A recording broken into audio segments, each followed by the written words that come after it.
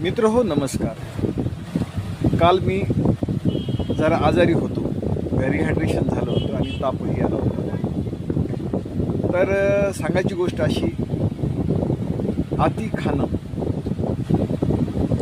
सकाळी डोसे खाल्ले, दुपारी डाळबट्टी खाल्ली, पुन्हा रात्री जेवण केलं.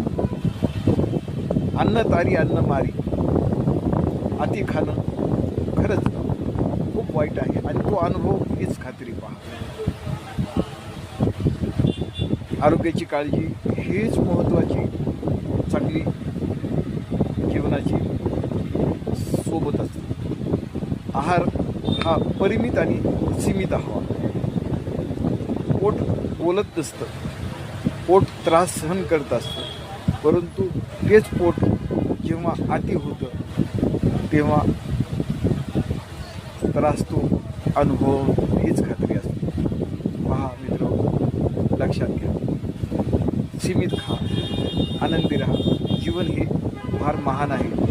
आनंदासाठीच आपलं आहार हेच शास्त्र जपा. एवढंच. धन्यवाद.